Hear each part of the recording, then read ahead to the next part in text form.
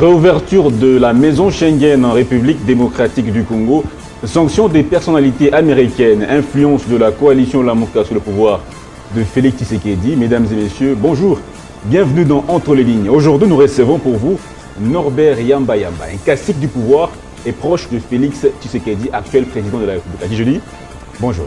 Bonjour, cacique, non. Nous n'avons pas encore opérationnalisé notre pouvoir et on a déjà des caciques. Je suis simplement cadre de l'IDPS. C'est vrai que je suis de la coalition qui est au pouvoir, mais c'est aussi vrai que je suis quand même parmi les hommes et les femmes qui s'intéressent de cette gestion et qui souhaiteraient véritablement contribuer à l'épanouissement du Congolais au travers de la gestion de l'IDPS au pouvoir.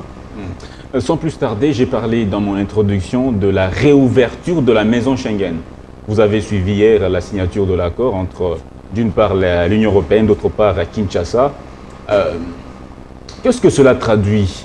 Le rétablissement des relations entre les deux entités ou bien la rupture? Vous savez, actuellement, il n'y a pas un pays qui puisse se développer de lui-même. Même les plus grandes nations du monde, j'allais dire, les États-Unis ont toujours besoin des autres. Vous savez que les Américains ont une dette extérieure aujourd'hui de l'ordre de 17 000 milliards de dollars, l'équivalence de leur produit intérieur brut, qui est de l'ordre de 18 000 milliards. Et donc, regardez, la plus grande puissance militaire, la plus grande puissance économique a besoin véritablement des autres. Et en fortiori le Congo, qui n'a que 40 milliards de dollars de produits intérieurs brut, on a toujours besoin des autres. Il faut construire des amitiés, il faut construire un partenariat stratégique avec les autres. Même si on a besoin véritablement que les uns et les autres se respectent, et on a besoin véritablement de ce respect. Quand on coupe, merci beaucoup, quand on coupe, ça pose souvent des problèmes parce que généralement, la Belgique n'investit pas beaucoup au Congo. Et puis bon, s'il y a des gens qui ont besoin de visa, ça sont des Congolais. Imaginez-vous, lorsqu'on arrête cette relation, etc., ça pose problème pour les Congolais qui ont envie véritablement d'aller là où se trouvent des opportunités, parce qu'il y a beaucoup d'opportunités, surtout aujourd'hui en Europe, en Amérique, en Asie, etc. Et on a besoin d'être en mouvement pour que véritablement on puisse profiter de ces opportunités. Et donc, la Belgique, ou j'allais dire l'Europe, c'est vrai, est touchée par certaines décisions, mais ces décisions-là touchent plus les Congolais qui ont besoin véritablement de sortir et d'aller rencontrer des personnes à travers le monde de manière à pouvoir construire une dynamique de développement de notre pays. L'une des principales raisons de la fermeture de l'espace Schengen, les raisons qu'on reprochait justement à l'Union européenne, c'est plutôt l'ingérence dans les affaires internes de la République démocratique du Congo. Est-ce que vous pensez que cette question est maintenant levée? Ce problème maintenant est déjà dépassé, la question de l'ingérence dans les affaires internes de la République démocratique du Congo? Vous savez, et je voudrais être franc avec vous, on a besoin aujourd'hui, sincèrement, que nous puissions nous organiser de telle sorte que nous soyons un État respectable, un État crédible, pour que les autres puissent aussi réellement nous respecter. Et pour cela, nous avons besoin d'évoluer positivement en termes de changement de mentalité, en termes de prise de responsabilité, en termes de pouvoir écouter, n'est-ce pas, l'opinion congolaise et respecter véritablement les Congolais, de manière que les autres puissent ne pas en profiter pour nous opposer. Cependant, il faut également que ceux qui sont censés travailler avec nous, nos partenaires extérieurs, comprennent que nous sommes aussi un État. C'est vrai qu'il y a beaucoup de douleurs d'affrontement, ça c'est évident. Mais nous sommes en train de construire ce leadership-là.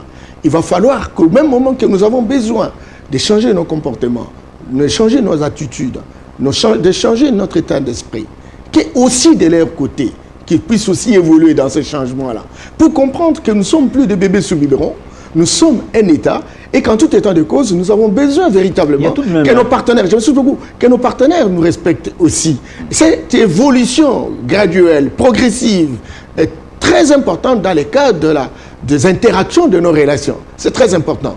Mais bon, que voulez-vous? ce ne sont que douleurs d'avantement. L'Europe a besoin du Congo, le Congo a besoin de l'Europe. Et nous avons intérêt à travailler ensemble. Vous avez raison de ce point de vue-là. Justement, il y a ce problème du prix, du coût du visa de l'Europe, justement, exactement.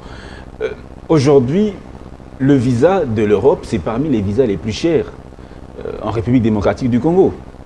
De ce point de vue-là, je pense que peut-être, en tant que politique, vous pensez que peut-être qu'on pourrait revoir cette manière pour que les relations soient rétablies de manière totale. Vous savez, à un moment donné, quand j'étais à Bruxelles, j'étais étudiant, je voulais aller aux États-Unis et j'avais des camarades sénégalais qui devraient voyager avec moi. Je suis allé à l'ambassade des États-Unis à Bruxelles et j'ai demandé un visa pour plusieurs entrées. Et j'étais avec des amis sénégalais. On a remis le visa aux Sénégalais. 10 ans, plusieurs entrées. Et de mon côté, parce qu'on avait payé à l'époque, c'était $100, 100 €. Et puis, on me demande, moi, d'aller payer encore 250 €, au-delà de 100 € qui a été payé. En quelle année déjà? C'était en 2000. Tu vois, en 2000. Et ça fait 19 ans. Oui, ça fait 19 ans. Et quand j'ai posé la question, mais pourquoi moi je dois payer plus? On me dit non, mais vous Congolais, d'abord vos ambassades deviennent des usines de production de l'argent. Tout est difficile à obtenir et même si on voudrait obtenir si facilement, il faut payer l'argent, etc. On ne peut pas laisser la respiration d'une ambassade essentiellement j'allais dire, laisser le budget d'une ambassade essentiellement n'est-ce pas, aux gens qui viennent demander le visa, etc. Et parce que vous ne vous conformez pas aux règles internationales et que vous ne voulez pas ratifier ces règles, etc., donc vous ne pouvez pas obtenir les mêmes avantages que les autres. Et lorsqu'on a sorti les visas, on m'a donné 1 mois et les amis ont eu 10 ans. C'est vrai qu'aujourd'hui, l'Europe... Le traitement de la RDC vis-à-vis avec les autres pays du monde n'est pas égal.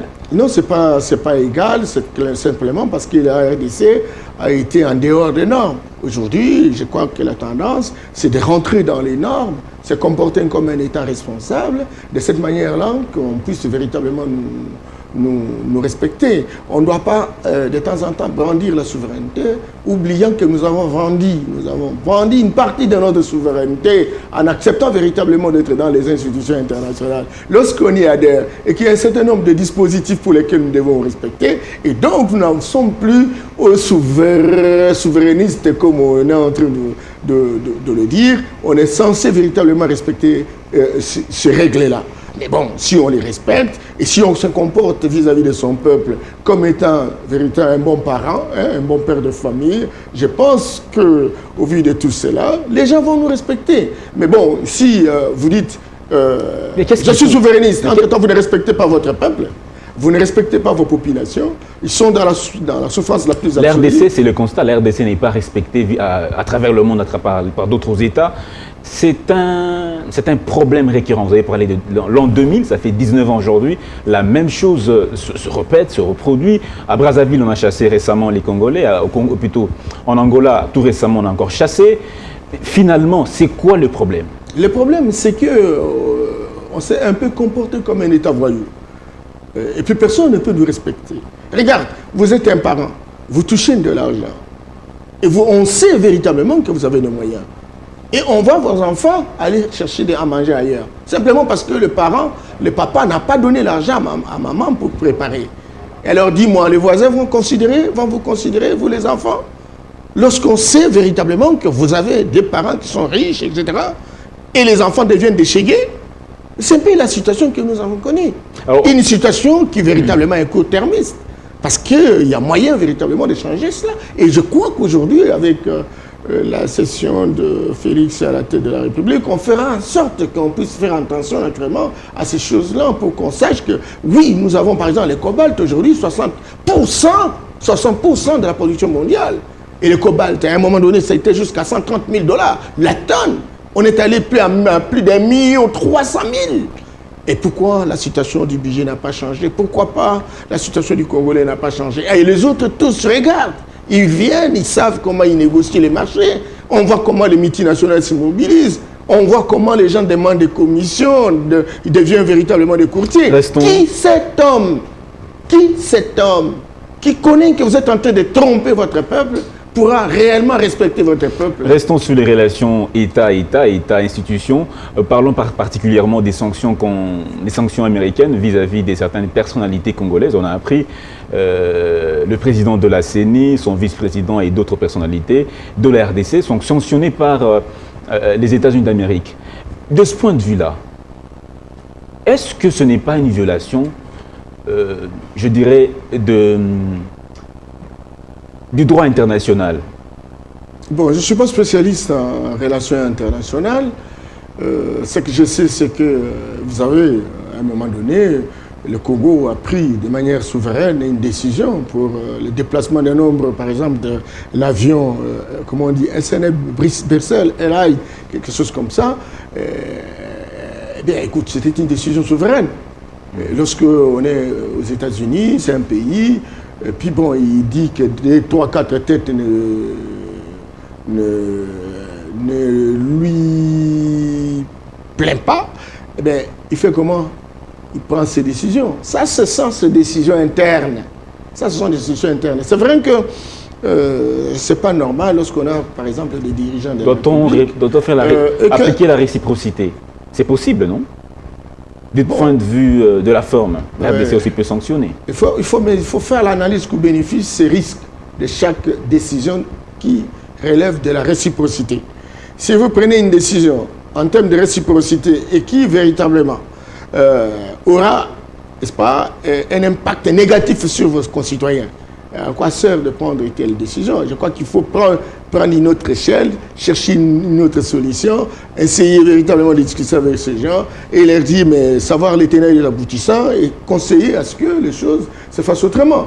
Donc, vous ne pouvez pas, parce qu'il faut la réciprocité, et puis vous prenez une décision où vous allez voir, par exemple, les Américains qui se trouvent aux États-Unis, les Congolais qui se trouvent aux États-Unis, allez, chasse à l'homme. Non, c'est pas bon. Donc, moi, je pense qu'il faut poser la question pour savoir qu'est-ce qui est arrivé, pourquoi on a choisi 2, 3, 4 personnes pour les sanctionner et quelles ont été les sanctions et qu'est-ce qu'on fait pour construire des passerelles gagnantes. Et ça, c'est la responsabilité, n'est-ce pas, du régime actuel d'y travailler, même si la plupart de ceux qui ont été sanctionnés viennent de l'ancien régime, encore qu'on approfondisse les dossiers pour savoir les tenants et les aboutissants, de manière à construire un package qui permet de construire un schéma opératoire dans la perspective de séduire les Américains et de revenir à leur décision. Alors, d'un côté, les Américains sanctionnent les Congolais, d'autre côté, les Européens renouvellent leur coopération avec la République démocratique du Congo. Mais nous savons que les États-Unis et l'Union européenne sont des partenaires privilégiés.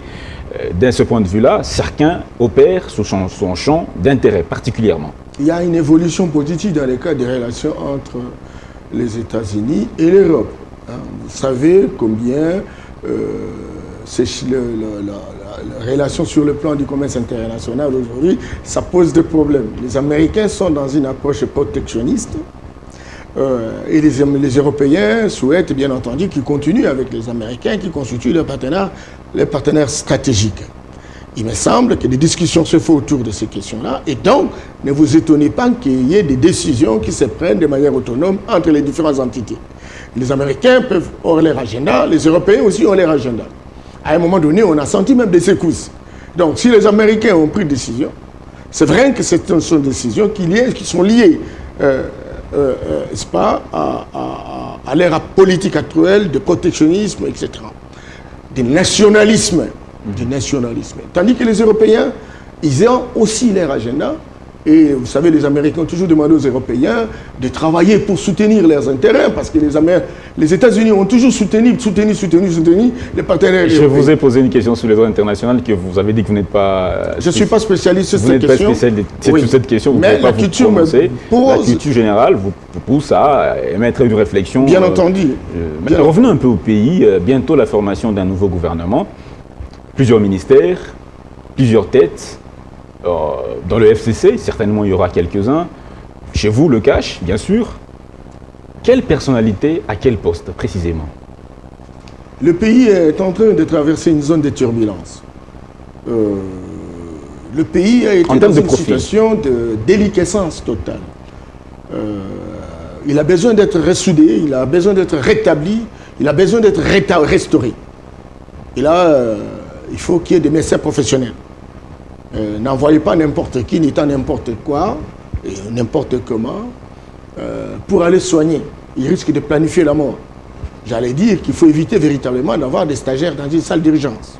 Cependant, le Premier ministre doit être celui qui a été entraîné dans une culture exigeante. Et la culture exigeante se retrouve naturellement dans des institutions exigeantes, où les normes, les règles sont la règle. C'est très important. À un moment donné, nous avons connu une déficience de nos institutions simplement parce qu'on n'a pas respecté les lois, on n'a pas respecté les textes réglementaires. Il y a des têtes que vous ne voudrez pas voir, vous, personnellement. Beaucoup de têtes ont été entraînées à la corruption qui véritablement a infantilisé, imbécilisé tout un peuple. On a besoin véritablement qu'on ne puisse pas revoir ces têtes-là. Du moins qu'ils soient au frigo pour l'instant. Tous ceux qui y ont défilé, que ce soit des ministres, que ce soit des PDG, des PCA. C'est quand même trop quand vous dites tous. Mais regardez, tous, c'est des quand même PCA, trop. tous. Mais la résultat aujourd'hui, c'est la pauvreté. 40 milliards de dollars. 40 milliards de dollars. Pouvez-vous imaginer que le Congo ne fasse pas partie des 10 pays nantis de l'Afrique et que l'Angola, qui est un petit pays, la Guinée équatoriale, un petit pays, puisse faire partie véritablement des top 10 et nous ne sommes pas là. Et nous sommes relégués à combien? À sa 87e place. Et vous estimez que ces gens-là, qui ont travaillé, qui ont eu des responsabilités, ont bien travaillé pour avoir la possibilité de reprendre encore. C'est un problème d'homme, ce n'est pas un problème de système. Où se situent les problèmes? Tous les hommes combinent. Il y a le système qui fabrique des hommes. Le comportement des hommes, c'est véritablement le moule du système. Et donc ce système a connu un virus qui s'appelle la corruption. Et donc ce système a poussé tout le monde à travailler pour des intérêts intéristes, des intérêts individualistes, où chacun peut puiser, personne ne pose la question, où toutes les institutions ont été paralysées. La justice indépendante n'est plus opérationnelle. La Cour des comptes qui aurait pu suivre les comptes de l'État non opérationnel, l'Inspection générale des finances, l'Assemblée nationale, le Sénat, le Parlement d'une manière générale, inefficace, des recommandations fictives, etc. Et donc, on a besoin, naturellement, à ce moment où nous voulons construire une nouvelle dynamique, que nous puissions sortir de l'animalité zéro, que nous puissions véritablement avoir des hommes et des femmes qui viennent, mais qui ont une culture exigence de résultats. C'est-à-dire, quelqu'un qui arrive et qui nous dit très clairement que nous avons la possibilité de drainer autant d'argent et nous avons la possibilité de construire autant d'écoles et qu'au terme d'un exercice donné, qu'il soit en mesure de dire voilà ce que j'ai réalisé, voilà ce qui me reste à réaliser, voilà l'argent que j'ai utilisé et que toutes les institutions se mettent en position de surveillance. La réalité et les faits, la réalité et les mots, c'est toujours différent et toujours une inadéquation. Mais aujourd'hui, les faits sur le terrain montrent que, d'une part, on a des hommes politiques extrêmement riches. D'autre part, on a des personnes qui peuvent être fonctionnaires de l'État extrêmement pauvres. De ce point de vue-là, il faudrait nécessairement avoir un gouvernement de 50, 60 ministres comme on l'a eu dans le passé pour que cela change. Parce qu'on a eu des gouvernements très costauds, mais la population continue à s'appauvrir. Comment concilier justement, comment faire que les choses soient équitables entre la population et justement les fonctionnaires de l'État? Quelqu'un me disait, c'est un de mes profs en fait, il me disait toujours qu'il ne faut pas gérer l'abondance dans l'insuffisance. Vous savez que vous avez des moyens insuffisants, mais entre-temps, vous présentez autant de besoins, tout en sachant que ces moyens sont insuffisants et ça ne correspond pas véritablement. Qu'est-ce qu'il faut exactement? Non, mais c'est pourquoi je suis en train de vous dire que vous ne pouvez pas parler de 50 ministres. Vous ne pouvez pas parler de 30 ministres. Parce qu'en fait, la logique 50 ministres, c'est la logique de corruption. C'est-à-dire, en fait, tous ont travaillé, tous ont contribué, récompensons-nous. Alors maintenant, vous demandez la pauvreté. Mais écoute, quand 50 personnes prennent véritablement un petit butin, c'est le partage. Eh bien, le petit peuple n'aura pas de l'eau, le petit peuple n'aura pas l'électricité, il n'y aura pas de route, il n'y aura pas de rails, il n'y aura pas de bateaux, etc. Et donc c'est très clair. Mais lorsqu'on sait qu'on a moins de moyens... Mais concrètement, je veux qu'on vous parle de manière concrète. Quelles seraient les mesures urgentes pour que la population puisse se sentir qu'on est dans une république sérieuse? Non, mais il faut... la première chose, c'est qu'au niveau de la dénomination, le président Félix Tshisekedi doit avoir une attention soutenue par rapport aux hommes qui doivent être choisis. C'est vrai que la majorité parlementaire, c'est le FCC. Et le FCC a beaucoup créé des dégâts. Alors si le FCC va continuer dans la même perspective de proposer des hommes et des femmes qui véritablement ont créé des situations que nous avons, la corruption, parce que très clairement, le conseiller spécial de l'ancien président disait qu'il y a 15 milliards de dollars volatilisés, etc. On a besoin de récupérer les 15 milliards, mais ce n'est pas avec les mêmes hommes, ce n'est pas avec les mêmes femmes, etc. Il faut donc chercher à l'intérieur du FCC des hommes et des femmes qui véritablement présentent un background, un profil nécessaire pour le faire. Ça, c'est la première chose. Deuxième chose, il faut diminuer le nombre, les dépenses les dépenses budgétivores au niveau de la bourgeoisie politique. Cette bourgeoisie politique s'est installée au niveau central, elle s'est répercutée au niveau provincial et elle va aller jusqu'au niveau local. Mais il faut réduire.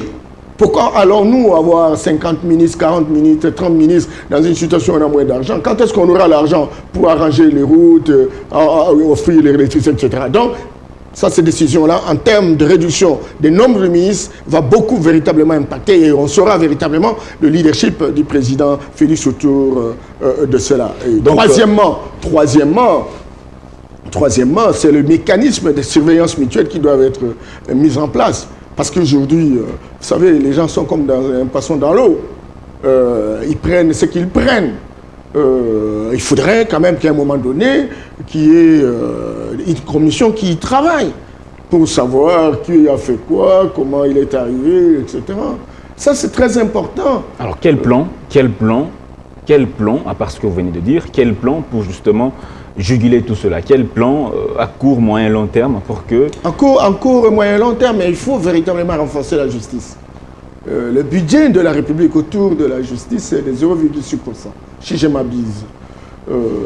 Il y a beaucoup de cours et tribunaux qui ne sont pas opérationnels. Nous avons 26 provinces aujourd'hui. Il faudrait véritablement qu'à chaque niveau d'atterrissage, on trouve le cours d'appel, on trouve le tribunal de grande instance, le tribunal de paix, jusqu'au niveau véritablement des territoires. On en a besoin. Il me semble qu'aujourd'hui, ça n'existe qu'en proportion de 3%. Et donc, si on met en place véritablement ces tribunaux qui constituent des structures de dissuasion, à ce moment-là, on y met des moyens en termes de budget qu'il faut véritablement allouer à cette institution qui dissuade les comportements. Parce qu'aujourd'hui, les gens n'ont pas peur, ils n'ont peur de rien. Mais en avoir, c'est une chose. Payer les animateurs en est une autre. Est-ce que le pays a les moyens de payer tous ces gens-là? Il y a moyen, parce que je vous ai dit que le ministre, le conseiller spécial de l'ancien président, au cœur du pouvoir, nous a révélé 15 milliards. J'avais suivi à un moment donné, même à l'époque du gouvernement qui a précédé, qui a précédé, avait dit que si on bancarise tout, on peut aller jusqu'à 20 milliards. Il y a un panel de chercheurs qui, à un moment donné, a réfléchi et nous a révélé que lorsqu'on arrête la proportion à 30%, lorsqu'on arrête la corruption en proportion de 30%, on peut avoir l'année prochaine un budget de 55 milliards. Aujourd'hui, la moyenne du budget de la République, c'est 4 à 5 milliards. Ça, c'est la moyenne statistique. Mais maintenant, qui prend quoi? Écoute, ce sont véritablement les dirigeants. Donc, on a intérêt aujourd'hui, sincèrement, que le président Félix, justement, mette son action par rapport à la lutte contre la corruption. Je suis très heureux et je le félicite là où il est pour avoir réversé véritablement l'argent, n'est-ce pas, au trésor public, même si ceux qui l'ont accompagné n'ont pas encore versé, ça c'est évident. Il est à savoir combien ils ont dépensé, qu'est-ce qui est resté, etc. Bon, il faut construire une culture, mais au moins c'est un bon geste. Et à ce moment-là, il faudrait que ceux qui aujourd'hui sont en justice, sont des animateurs de la justice, puisse aussi suivre les infractions. Il est anormal que les maisons se construisent, des buildings se construisent, et nous avons un service de renseignement qui est un service d'intelligence, qui aurait pu faire un dossier, encore qu'eux aussi sont pour la plupart impliqués dans ces différentes constructions, et ça ne permet pas au pays véritablement de faire. Faites-moi des bonnes économies, je vous ferai des bonnes politiques, comme disaient quelques-uns. Vous parlez des solutions politiques sans parler des solutions économiques. Bon, la politique ne marche pas sans économie. Tout à fait. L'économie est l'ouvrière de l'homme. Il n'y a pas de politique sans économie. Alors on parle de la diversification de l'économie nationale. Est-ce que vous pensez la seule solution aujourd'hui dans la RDC, au regard de la misère dans laquelle croupit la population, simplement la diversification de l'économie va suffire pour enclencher le développement? Et quelle diversification? Pour une économie de subsistance? Pour une économie de croissance extensive, ça c'est manquer d'intelligence. Aujourd'hui, on a besoin véritablement de poser des jalons autour de 3 questions questionnantes. Première question, quel est le système éducatif? Est-ce que le système qui est mis en place produit véritablement des personnes compétentes et qualifiées qui peuvent être véritablement utiles dans la production véritablement de richesse? Ça, c'est la première question. Deuxième question, quel est l'état de la recherche de développement aujourd'hui? Le ministère de la Recherche, qui aurait pu véritablement nous donner des technologies qui permettent de pouvoir transformer nos minerais, qui permettent de transformer nos ressources naturelles, etc. Ce ministère n'a même pas un budget d'1%. Et donc, vous allez à l'université, on fabrique des chômeurs de luxe. Tout le monde est perroquin. Il n'y a pas de recherche autour de la technologie. La Chine a fait des preuves de performance encourageantes à cause de la technologie. Aujourd'hui, même les transferts de technologies, la Chine, qui fait la coopération sud-sud, ne nous a pas transféré quelle infrastructure, vous parlez de nouvelles technologies, pendant que l'Afrique, la RDC n'est pas, comment dire, le courant électrique? La RDC n'est presque pas électrifiée. Bien entendu, mais ce sont des questions, j'allais dire des questions questionnantes, des questions qui appellent d'autres questions. Vous avez les systèmes éducatifs, vous avez la recherche technologique et scientifique, vous avez la bonne gouvernance. C'est-à-dire, quand vous avez des technologies, encore que la technologie exige véritablement qu'il y ait de l'électricité, qu'il y ait de l'eau, qu'il y ait des personnes compétentes, qualifiées, etc. Et puis bon, tout cela faisant combine, on met en place ces systèmes-là, on produit des richesses, on transforme des richesses, on crée des chaînes de valeur ajoutée, vous savez, extraction par exemple, une usine, transformation, une usine, commerciale, ce sont des sociétés en chaîne. Et à chaque niveau, on résorbe le chômage, on engage les Congolais, etc. Et on produit des richesses. Mais lorsqu'on aura produit des richesses, il faut bien gérer ces richesses. Sinon, ça risque d'être l'affaire d'un groupe de personnes. Et donc, cette bonne gouvernance qui doit être réalisée par la répartition d'une multiplicité d'acteurs. Les journalistes doivent être autorisés d'aller dans tel ou tel endroit pour savoir l'information. On a produit combien, on a exécuté combien, allez garantir et tout ça. Vous garantirez les droits de l'information avec le nouveau président. Sera beaucoup plus élargi. Ben écoute, le nouveau président, il est très favorable aux innovations, il est très favorable au changement de... La dépénalisation des délits de presse. Oui, bien entendu. Écoute, lorsque nous voulons mettre un état de droit, chacun sera garanti par ses droits. Vous ne pouvez pas aussi violer le droit des autres, etc. Mais il faut savoir, à la limite de telle ou telle règle, je peux faire ceci, je ne peux pas faire cela. Vous voyez, on a besoin que les uns et les autres puissent se mouvoir et que nous mettions en place un système de surveillance mutuelle. La justice fait son travail, l'Assemblée nationale, si elle est là, essentiellement pour donner la possibilité aux ministres qu'ils ont mis en place de pouvoir s'enrichir sans faire des interpellations, sans faire des recommandations. Le président de la République, qui lui aussi pouvait aussi avoir un droit de regard par rapport aux nominations des hommes et des femmes qui ne font pas grand-chose et pouvoir les révoquer, ne le fait pas. Et la société civile qui doit avoir un regard, les journalistes. Non, ce n'est pas de la théorie. Les cours et tribunaux qui ne recherchent pas des infractions. C'est un système. C'est un système et l'approche, elle est systémique. Il faut sortir de l'approche sectariste, court-termiste, parcellaire. La société se gère avec la multiplicité des secteurs. Et on veut que les secteurs soient en interaction dynamique. Pour que véritablement nous puissions... Quelle est la place de l'homme? Puisque tout ça, c'est au profit de l'homme. La place de l'homme, c'est où dans tout ça? Mais c'est justement l'économie, l'animateur principal. L'éducation, l'animateur principal. L'homme. L'homme, c'est l'animateur principal. Il est au début et à la fin de l'action. C'est lui qui génère l'initiative, c'est lui qui contrôle l'initiative, c'est lui qui exécute l'initiative et c'est lui qui est bénéficiaire potentiel de l'initiative. Et donc, il est en amont comme en aval. Et donc, l'homme doit avoir un regard regardant. Et si l'homme est en train de dormir, et pour laisser libre cours aux vautours de pouvoir s'enrichir insolemment, à ce moment-là, il n'aura pas gain de cause. Et ces gens-là vont continuer véritablement à s'enrichir. Et la perspective, c'est de détruire le pays, c'est de délabrer. Et on va commencer à nous chasser n'importe où, etc. Merci. Comme des gens inutiles. Ça sera votre dernière intervention. Nous espérons vous revoir une fois encore dans Entre les lignes. Merci d'avoir répondu à notre invitation. Je vous remercie et j'estime que des questions comme celle-ci soient véritablement mises à la place publique pour qu'on en discute avec un peu de minutes qui permettent que nous puissions nous faire comprendre par notre population. On a besoin de débats de prospérité pour quitter momentanément les débats d'opinion. On est resté dans les débats d'opinion et tout le monde est devenu perroquet avec des coups de gueule mégaphonés au point où le pays est en train de disparaître. On a trop de chercheurs, il n'y a pas de trouvères. On a besoin d'avoir des trouvères maintenant. Pas de chercheurs où je fais de la recherche.